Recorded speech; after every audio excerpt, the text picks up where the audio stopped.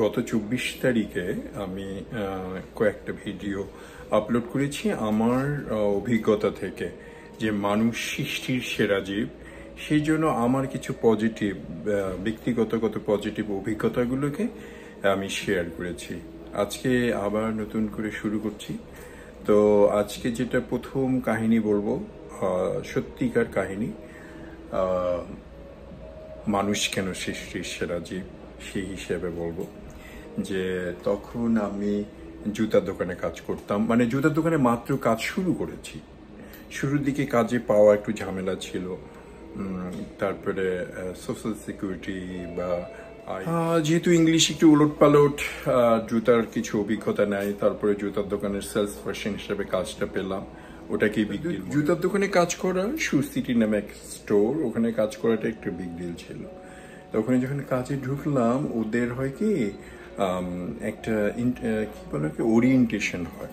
তো ওরিয়েন্টেশনে প্রথমে ওরা জুতা সম্পর্কে এক্সপ্লেন করে, তারপর একটা টেস্ট নেয়। তো টেস্টটা পাস করা খুব ইম্পর্টেন্ট।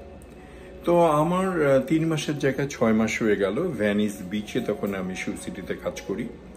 তো জিন উইলসন নামে আমি একজন ভদ্রমহিলা, উনি আমাকে ফোন করে বললো যে তোমার অমুক দিন টেস্ট হবে। তা আমার টেস্ট হবে। তারপর আমি ওকে, নো প্রবলেম।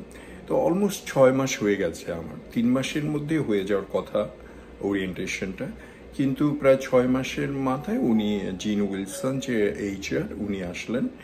এসে আমাকে পেপার দিল, দিয়ে বললো তুমি তোমার 1 ঘন্টা টাইম, তুমি এই পরীক্ষাগুলো দাও, ও অন্য কেউ কভার করবে তোমার শিপটা।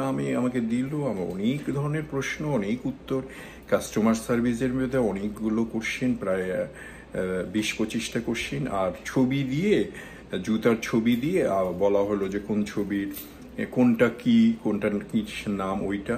আবার প্রত্যেকটা শু সম্পর্কে জানার জন্য একটা আমার টেস্ট। আমি বাংলাদেশের ছেলে, এক ড্রেস শু আর কি বলো এটাকে স্নিকার্স এই জানি। তো আমি এদিক দিয়ে লাকি অবশ্য, বাংলাদেশে থাকতেই এডিটাস পরেছি, নাইকি পরেছি সম্ভবত, আর ড্রেস শু বেশি ছিল। তো যাই হোক, কিন্তু এগুলোর কি স্পেশালিটি? বাস্কেটবল শু এর একটা এক্সট্রা হেল্প থাকতে হবে, প্যাড আছে, সাপোর্ট আছে। বাস্কেটবল শু এর জন্য, ক্রস ট্রেনের জন্য এটা ফ্লেক্সিবল, ওইটা রানিংও করা যায়, ওয়াকিংও করা যায়। এটাকে বলে ক্রস ট্রেনার। ওয়াকিং শু একটা ফ্ল্যাট থাকে, ওইটা ওয়াকিং করতে সুবিধা হয়। রানিং শু একটু বেশি ফ্লেক্সিবল, ওটার অনেক ধরনের রানিং করার সময় এক্সট্রা সাপোর্ট দেয়। এই 6 খুব ভালো শু, নাইকি। এনিওয়ে, সব কথা শেষ কথা, 95% উত্তর ছিল ভুল। আর শুর ডিসক্রিপশন বা সাপোর্টগুলা, ছবি দেখে লেখাগুলো সবই ছিল ভুল, প্রায় 95%।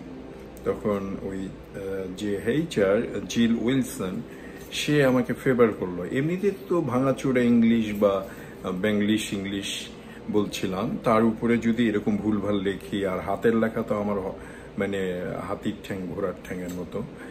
আর ভদ্রমহিলা করলো কি, একটা ফ্রেশ পেপার আর একটা বের করে উনি লিখে দিল, আর আমাকে বললো যে তুমি এইখান থেকে লিখে ওইটা করো। এটা জাস্ট তোমাকে সাপোর্ট করার জন্য, কারণ ওই মুহূর্তে আমি বেস্ট সেলস পারসন LLE কারে। তো LLE কারের বেস্ট সেলস পারসন হইলাম, নাইকিতে বেস্ট সেলস পারসন হইলাম, রিবকে বেস্ট সেলস পারসন হইলাম কন্টিনিউয়াসলি 3 মান্থ। আর ভ্যানিস বিচে আমি নাম্বার 1। সেখানে ভ্যানিস লোকেশনে আমি নাম্বার 1। সেক্ষেত্রে উনি কোনোভাবে আমাকে মিস করতে চাইল না, আমাকে হেল্প করলো, সহযোগিতা করলো, একটু পড়াশোনা করাইলো, ওরিয়েন্টেশন দিল, এক্সপ্লেন করলো, এবং আমাকে উত্তরগুলা মানে আমি সঠিক করে লিখে দিলাম। তারপর পাশ করলাম, ওখানে বেস্ট সেলস পারসন হইলাম, best assistant manager, best assistant associate, তারপরে অ্যাসিস্ট্যান্ট ম্যানেজার। তারপরে ওই কোম্পানির বেশি না 4-5 বছরের মধ্যেই আমি হয়ে গেলাম ডিস্ট্রিক্ট ম্যানেজার। আমি শুরু করলাম মানুষকে ট্রেনিং দেওয়া, জুতার এক্সপ্লেন করা, নতুন হায়ার করা।